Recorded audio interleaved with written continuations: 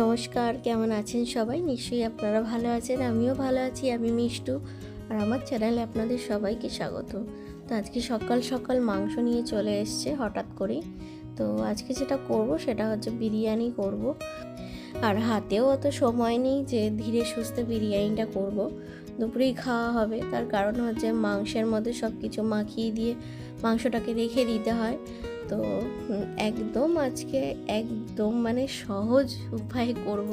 এর আগে যতবার করেছি অনেকটা সময় লেগেছে বিরিয়ানি করতে, বিরিয়ানির সব কিছু জোগাড় করতে, কিন্তু আজকে যে বিরিয়ানিটা করব একদম সহজ উপায়ে করব। তো দেখতেই পাচ্ছেন আমি এখন মাংস ধুচ্ছি, আর ওই দিকে আমার চাল ভেজানো রয়েছে, বিরিয়ানির চালটা ভিজিয়ে রেখেছি। তো তার সাথে সাথে মাংসটাও আমার কিন্তু ধোয়া হয়ে গেছে। তো মাংসের মধ্যে এবার আমি দিয়ে দেবো দই, সব দইটুকুই আমি দিয়ে দিলাম। তারপর দিয়ে দেবো হচ্ছে আদা বাটা আর রসুন বাটা, যেটা আমি বেটে রেখেছি মিক্সির বাটিতে। তো আদা বাটা আর রসুন বাটাটা দিয়ে দেবো। তারপর মাংসের মধ্যে একে একে সব মশলা দিয়ে দেবো, যেমন হচ্ছে নুন, হলুদ, লঙ্কার গুঁড়ো, একটু গরম মশলা, আর তার সাথে হচ্ছে একটু কাঁচা তেল দিয়ে এগুলোকে একসাথে ভালো করে আমি মেখে নেবো।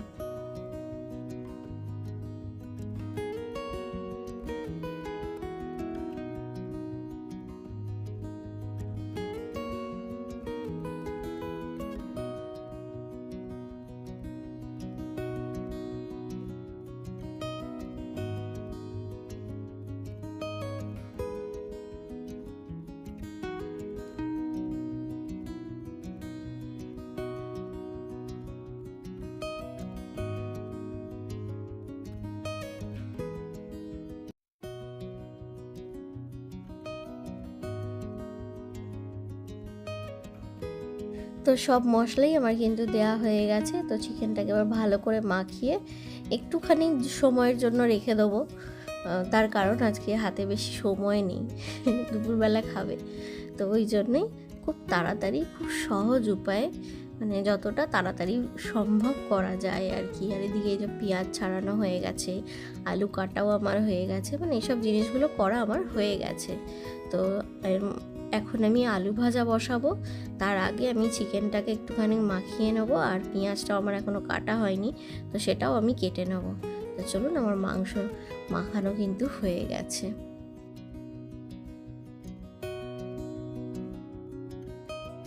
তো মাংস তো রেডি হয়ে গেছে। তো এবার আমি যেটা করলাম সেটা হচ্ছে কড়াই বসিয়ে দিয়েছি, কড়াইয়ের মধ্যে একটু তেলও দিয়ে দিলাম। তো এবার আমি আলুগুলোকে ভেজে নেব। তো আলুগুলোকে এবার কড়াইয়ের মধ্যে আস্তে আস্তে আমি দিয়ে দেবো।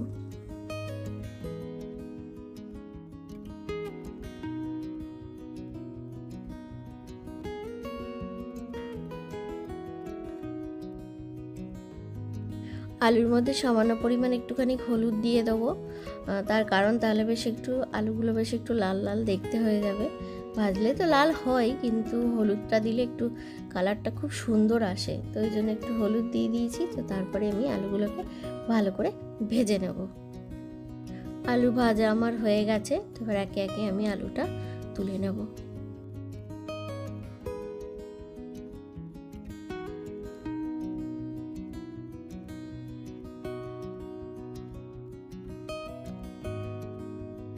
প্রত্যেকবার বিরিয়ানি করি আর আমার ছেলে প্রত্যেকবার চেঁচায়, মা তুমি ওই পেঁয়াজ ভাজাগুলো দেবে না।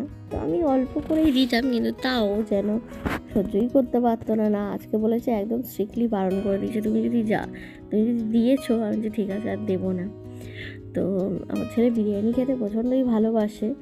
তো যাই হোক, আমাকে বারণ করেছে আজকে বেরেস্তা দিতে, মানে পেঁয়াজ ভাজা দিতেও একদম সহ্য করতে পারে না। তো যাই হোক, তো আমি আর একদম পেঁয়াজ ভাজা আজকে আর দেবো না। ওই জন্য বললাম ঠিক আছে, আজকে একদম শর্টে বিরিয়ানি করব। তো পেঁয়াজ ভাজা আমি বসিয়ে দিয়েছি, আর এই দিকে হাঁড়িতে আমি জল চাপিয়ে দিয়েছি। তো হাঁড়ির মধ্যেও আমি কিছুটা গরম মশলা দিয়ে দেবো, তেজপাতা, গোটা গরম মশলা সব দেয়া হয়ে গেছে। তো এবার জলটা ফুটুক, আর এদিকে আমি পেঁয়াজটা ভাজতে থাকি।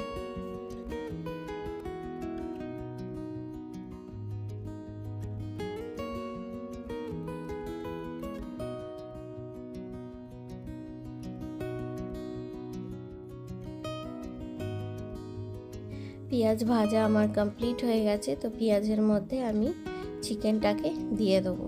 দিয়ে ভালো করে কষাবো।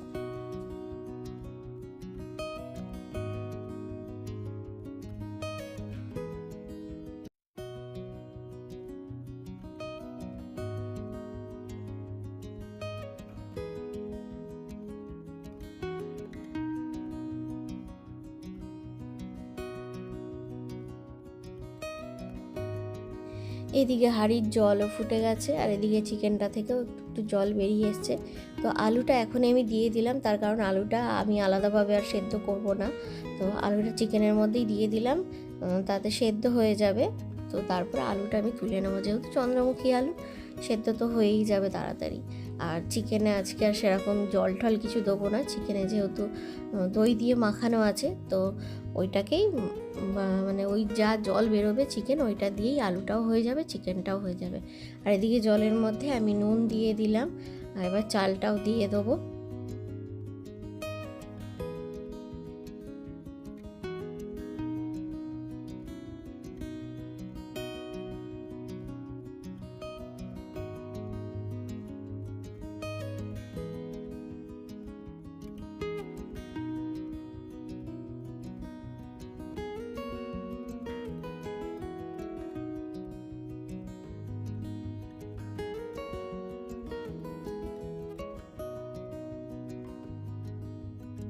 দেখুন চিকেন থেকে কত জল বেরিয়েছে, জল কিন্তু একটুকুও দিইনি।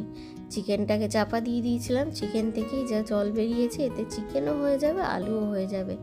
তো চিকেন তো হচ্ছে, এদিকে ভাতটাও প্রায় হয়ে হয়ে এসেছে, এখনও হয়নি, দেখবো একটু তুলে ভাতটা টিপে, আমার মনে হয় এখনও ভাতটা হয়নি।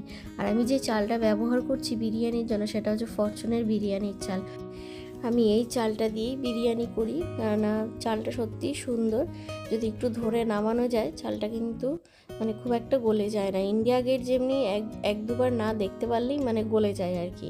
তো এটা যদি একটু ধরেও মানে একটু ফুটলেও অসুবিধা হয় না, বেশ সুন্দরই থাকে চালটা। তো এখানে ভাতটা এখনও হয়নি, আর একটু হবে, তারপরেই আমি ভাতটা নামিয়ে দেবো। আর এদিকে চিকেনটাও হচ্ছে, চিকেনটাও চাপা দিয়ে দেবো, চিকেনটা এখনও দেরি আছে হবে। তো চিকেন হয়ে গেছে, ভাতও আমি নামিয়ে দিয়েছি। তো এবার যেটা করব সেটা হচ্ছে লেয়ার করব। তো তার জন্য একটা হাঁড়ি নিয়ে নিয়েছি, হাঁড়ির মধ্যে আমি একটুখানি ঘিও মাখিয়ে নিয়েছি, যে আলুটা তুলে নিয়েছি, যেহেতু আলুটা হয়ে গেছিলো তো ওই জন্য চিকেনটা আর একটু বাকি ছিল। তো চিকেনটা হয়ে গেছে, আলুও তুলে নিয়েছি। আর যে হাঁড়িটা নিয়েছি, হাঁড়িটা একটু ছোট, কিন্তু 3 জনের তো আশা করি হয়ে যাবে। তো হাঁড়ির মধ্যে কিন্তু আমি ঘিও লাগিয়ে নিয়েছি। এবার যেটা করব সেটা হচ্ছে লেয়ার করব।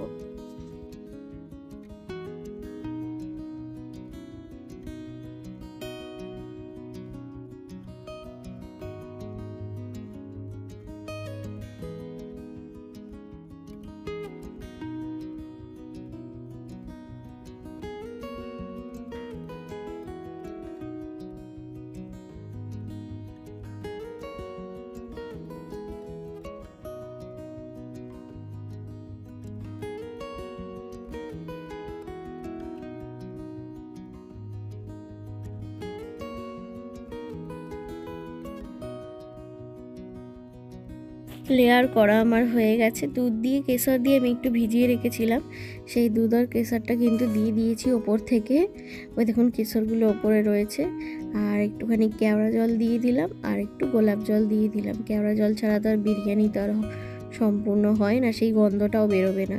তো যাই হোক, সব দেয়া আমার মোটামুটি কমপ্লিট হয়ে গেছে। এবার দিয়ে দিচ্ছি এবার একটু গরম মশলা, ওপর থেকে একটু ভাজা গুঁড়ো গরম মশলা, মানে আদা ভাঙা মশলাগুলো, মানে পুরো একদম মিহি নয় গরম মশলা। তো সেটা আমি ছড়িয়ে দিলাম।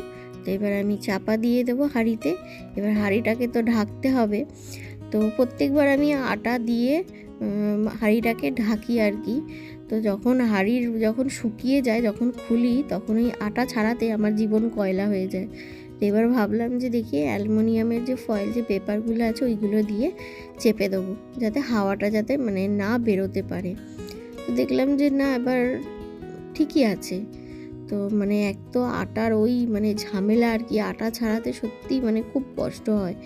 তো আটা দেওয়ার দরকার নেই, দেখলাম যে না অ্যালুমিনিয়ামের পেপারেই জিনিসটা এঁটে যাচ্ছে, যখন মানে কোনো দিক থেকে হাওয়া বেরোবে না মনে হলো, তো অ্যালুমিনিয়ামের পেপার দিয়ে পুরো হাঁড়ির মুখটাকে আমি ওই জন্য মুড়ে দেবো ভালো করে।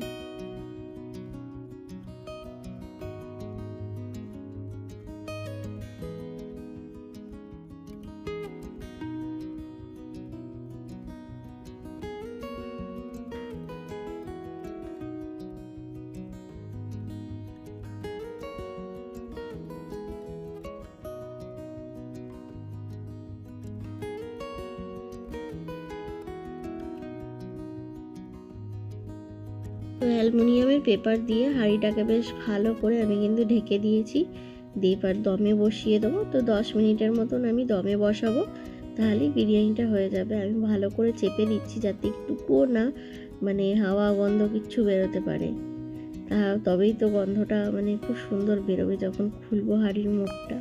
তো এই জন্য ভালো করে দেখুন আমি অ্যালুমিনিয়ামের ফয়েলগুলোকে ভালো করে আমি চেপে চেপে দিচ্ছি।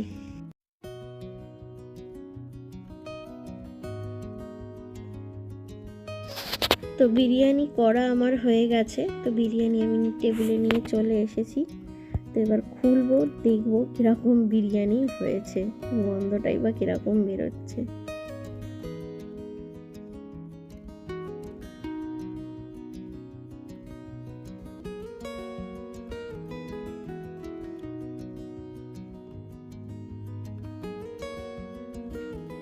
আমার ছেলেও চলে এসছে বিরিয়ানি খেতে। আমার ছেলে তো খুবই ভালোবাসে বিরিয়ানি খেতে, তো ও চলে এসছে আর খালি বলছে মা তুমি পেঁয়াজগুলো দাওনি। তো আমি বলছি না রে আজকে দিইনি, আজকে একদম ইয়েভাবে করেছি, মানে একদম সহজ উপায় করেছি, ওসব কিচ্ছু দিইনি।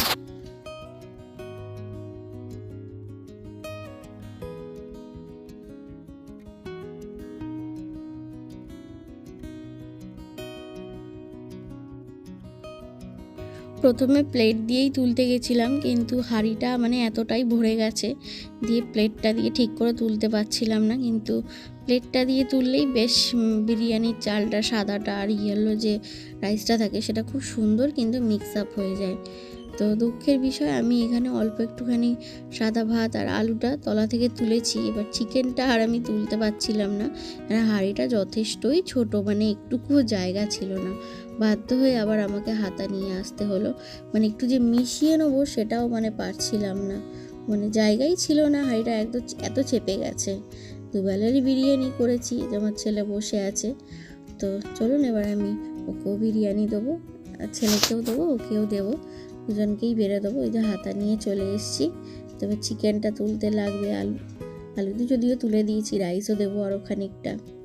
তো চলুন বিরিয়ানিটা ওদের সার্ভ করে দিই।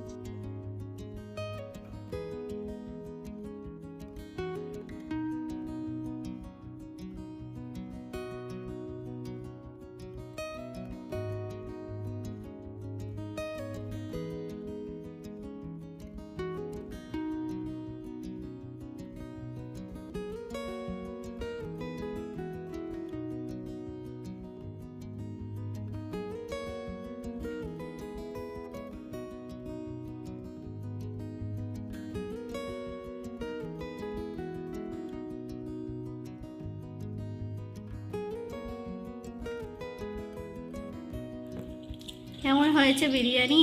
দারুণ দারুণ দারুণ ভালো রান্টি? হ্যাঁ, নুন টুন হয়েছে চালে সব ঠিক আছে। তো আমার বিরিয়ানি ওদের ভালো লেগেছে। তো আজকের ভিডিওটা এখানেই শেষ করছি। আমার ভিডিওটা যদি আপনাদের ভালো লেগে থাকে অবশ্যই লাইক করবেন, শেয়ার করবেন, সাবস্ক্রাইব করবেন, আর পাশে থাকা বেল আইকনটি প্রেস করে দিয়ে অল করে দেবেন। তো টাটা, সবাই ভালো থাকবেন, সুস্থ থাকবেন, সাবধানে থাকবেন। আজকে বিরিয়ানিটা মানে একদমই সহজ উপায়ে করেছি আর কি, মানে এত মানে শর্টে শর্ট না, কোনোদিন আমি বিরিয়ানি করি না, কিন্তু আজকে বিরিয়ানিটা ভালো হয়েছে।